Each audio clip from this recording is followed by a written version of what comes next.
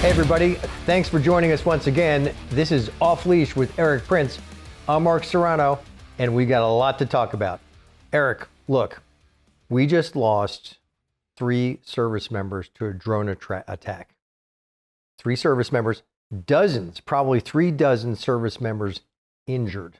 And what we hear is, in news reports, well, there was confusion.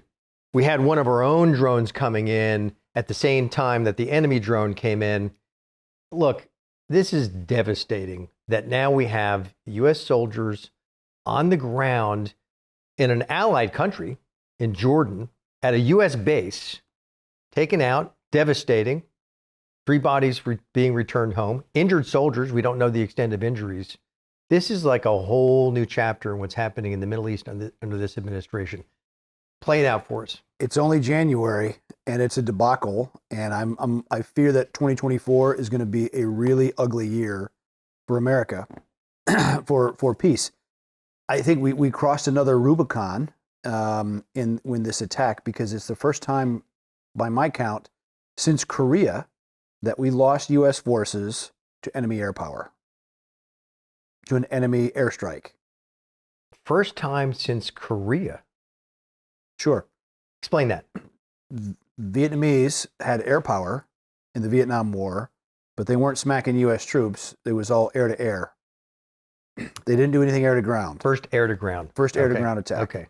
That's incredible. Yeah, it's That's really 60 bad. some years. 71, actually. So the changing nature of warfare, that acceleration, and the fact that enemies, large, small, and medium, have that kind of capability it grinds away from the assumption of hegemony that Washington assumes we have. So we don't even know if this was, just a terror group, an allied group, Iranian directed, obviously. It was, or Iran. It was absolutely directed by Iran through their proxy in Iraq. Iran has, since 2004, well, really since the U.S. rolled into Iraq in 2003, the Iranians have been actively putting their hooks into Iranian society, creating an entirely parallel universe of their forces that they control. In this case, the umbrella is kind of called the Hashtashabi, the popular mobilization units. They especially came online when ISIS was there, but there was very pro-Iranian controlled militias before that.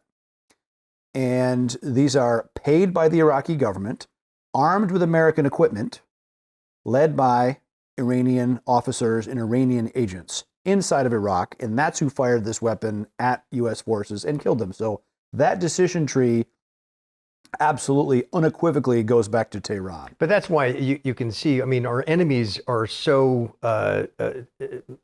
ill-defined anymore. And that's exactly, right? But that's been exactly Iran's goal with all their proxies, is to be able to hide their hand and say, well, it wasn't really us. Hamas attacking on October 7, instigated by Iran. All the Hezbollah, Hezbollah, the Party of God in southern Lebanon, 100% controlled by Iran, armed by Iran.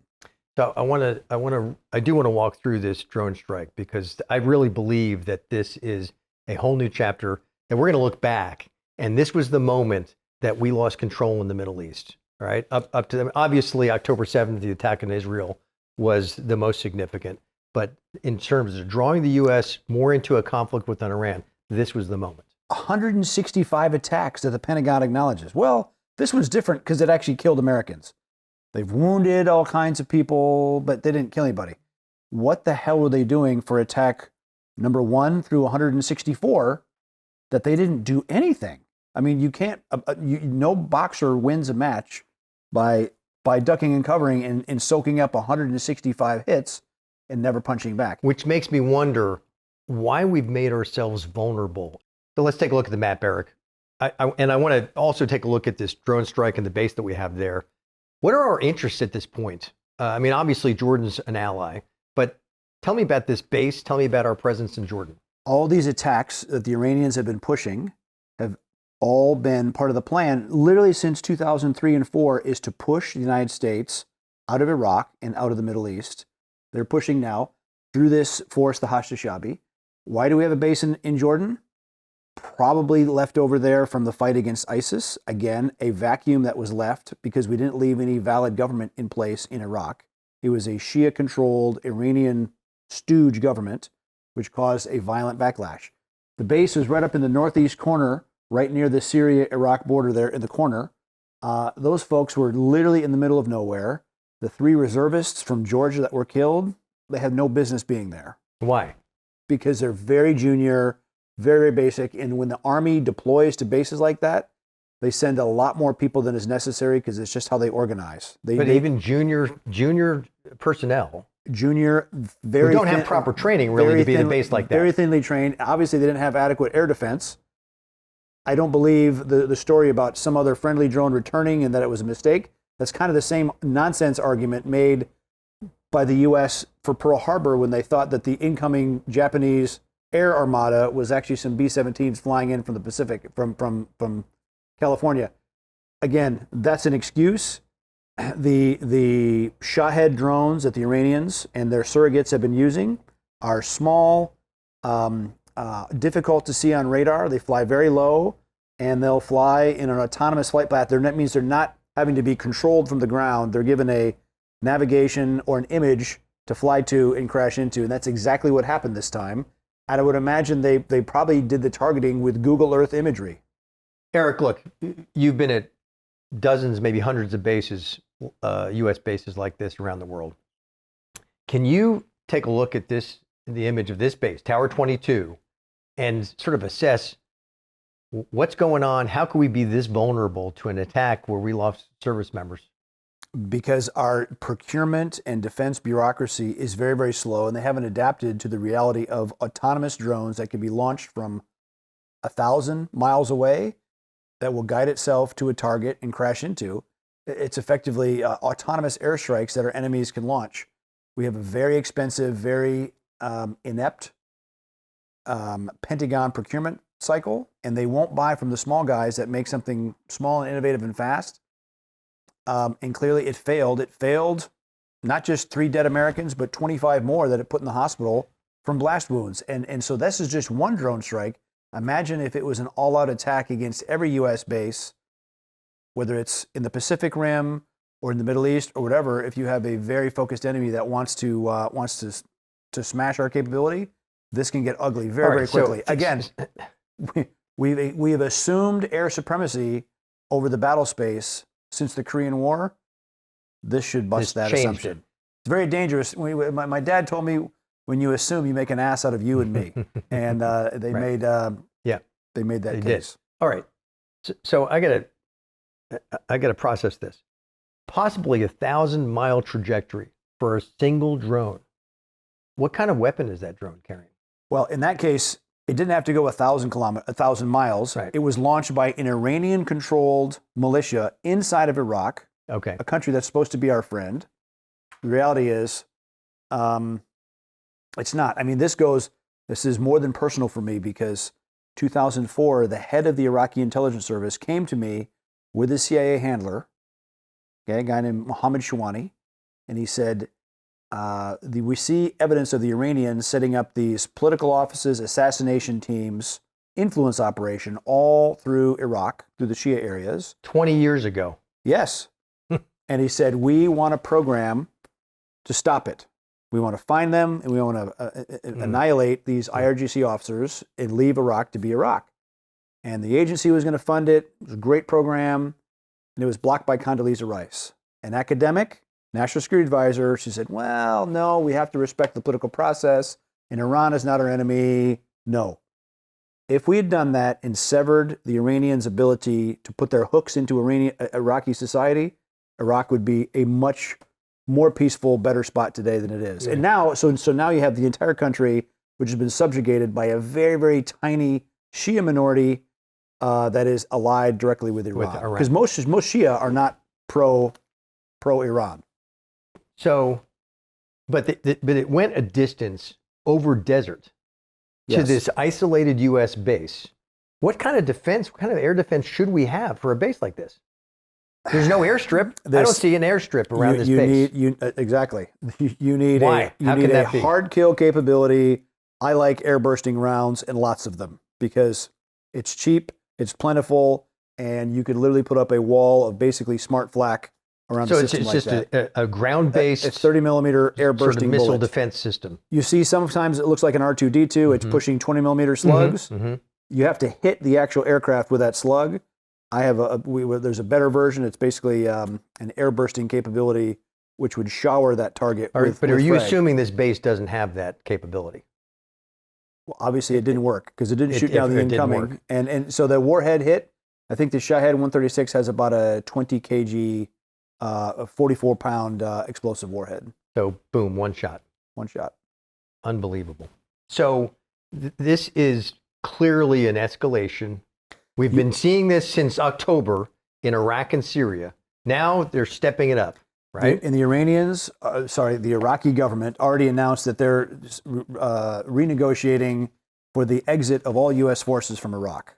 Again, this is Iran's bidding, pushing Iraq, because again, Tehran controls Baghdad to push any U.S. presence out of Iraq, out of the entire region. What is our current status in Iraq? What's our presence there? Some bases in the Sunni areas, but then also a significant base up in Kurdistan. And the Kurds have been great allies against ISIS. And of course, the Kurds have been smashed from all sides for a long time. And it will cause a even greater political crisis because the Kurds do not want to be completely subjugated because already Baghdad has been even withholding oil payments for the oil that's being exported. But are you saying that our administration is having that discussion about taking U.S. bases out of Iraq? It's being dictated to the U.S. presence. So again, this collapse of credibility, this collapse of deterrence, this maniacal focus on proportionality. It's like imagine Mike Tyson saying, "Well, you hit me with a left jab. I'm only going to hit you with a right cross." It's okay. It's crazy. Okay. I got an amazing quote about that. So this is from a former Clinton administration official. Quote, I'm sure that this is about the U.S. response. This is about how will Joe Biden respond to this attack on a U.S. base that took out American lives. Quote, I'm sure they're looking for some kind of Goldilocks response here, meaning not too hard, that it provides a full-fledged war, not too soft, that it just prolongs the conflict, but something that seems just right. Is this the calculation that actually takes place in our military? Unfortunately, in today's military leadership, exactly. But when I was trained in explosives in SEAL team, when in doubt, overload. They seem to have lost the plot on that. Yeah, I mean, P for plenty. American lives have been taken. It's on 160. US base. They acknowledged 165 attacks in the last few months, and these guys are just going in circles. They're not to be taken seriously, clearly, and our enemies smell it, and thus they're pushing back and pushing the U.S. out of the Middle East. Whether the U.S. stays or goes in Iraq, that should be the United States decision, not the Iranian decision. So here I'm thinking, there's nothing that could shake my confidence. There's nothing where I could lose even more confidence in this administration's ability to manage a crisis overseas. And yet this happens, and the doddering, brain mush president that we have is sitting there saying, well, there will be a response and it will be on our timetable and so forth. I have no confidence that we're going to have a definitive response to these deaths and this attack. We lost 3 soldiers to a drone attack. We lost 2 SEALs off of Yemen to shipboarding in the most difficult. I mean, of all the things SEAL teams do, boarding a ship at night in 8-foot seas is hard, difficult, and dangerous. And so it's not just 3 that we've lost. We've lost 5 just in the last couple of months. Okay, well, and those SEALs were lost just a couple weeks ago. Tell us about that onboarding. What was going on? This is in the Red Sea? This is down off the Gulf of Aden. On the way in, it was a vessel which was proven to be carrying more missile parts that the Houthis were going to use to again shoot at American interests and to block shipping. So it's a cascading nightmare. One guy was going up the ladder 8-foot seas. He got knocked off. The LPO, the next most senior enlisted guy, goes in after him because you don't want to be in the water without a buddy. Mm-hmm. And all that protective equipment, the weapons, body armor, helmet, communications, all that stuff to protect you in a gunfight. But you hit the water, it's dragging you under quickly, and it is it's a hell of a way to go. So 5 Americans lost. Now the world waits for Joe Biden's response to this attack through a proxy of Iran. The world waits and sees, are we going to attack Iran directly? Are we going to hit one of the proxies? What are our options and what's likely from this administration? And this is why I've said the continuum of statecraft, you have 10% diplomats and embassies, 10% handled by conventional or even nuclear forces on the other end, 80% is the intelligence world. All of this kind of pushback should be handled in the covert action realm to really cause pain to the Iranians without an obvious direct American footprint with big, stars and stripes rondelles on the wings of the aircraft. There's lots of ways to cause real pain to the mullahs, but if we have an agency that doesn't do it, and I find it great irony that today the Director of Central Intelligence publishes in Foreign Affairs this multi-page thesis of how great the CIA is and how diverse they are and their focus on the environment and all the rest. And I'm thinking, what the hell are you writing that for now? Do they smell something really bad coming that they're trying to get in front of? It's bizarre. So what are our options for a response to this attack on a U.S. base? What could they be considering? Certainly to annihilate any of the proxy locations in any of the countries. That is in Iraq, in Syria, in Yemen. And there's a lot of covert action to be done inside of Iran. You've had for almost the last year and a half, the women life freedom protests, women genuinely protesting, risking their lives, and in some cases giving their lives to protest. They just want more freedom. They don't want to have They're just taking their headscarves off. They want to listen to rock and roll music, wear a skirt if they want to, and go to school and have a job. A modicum of the rights that women in the West take for granted. Right. And they are beaten to death and savage for that. There's a lot of things that we can do to threaten the mullah's grasp inside of Tehran, inside of the country, and that's exactly what the United States should be doing. Okay, so those are the options. What do you anticipate will be the response from this president? We're going to bomb some empty buildings and pre-announce a lot of those targets so that it doesn't escalate. But haven't we already been doing that in response to these attacks since October? And it hasn't worked. So it'll be more of the same. It'll be more of the same, launching a $2 million weapon, a cruise missile or whatever from some long-range standoff thing, and it'll smack a building and it will be meaningless.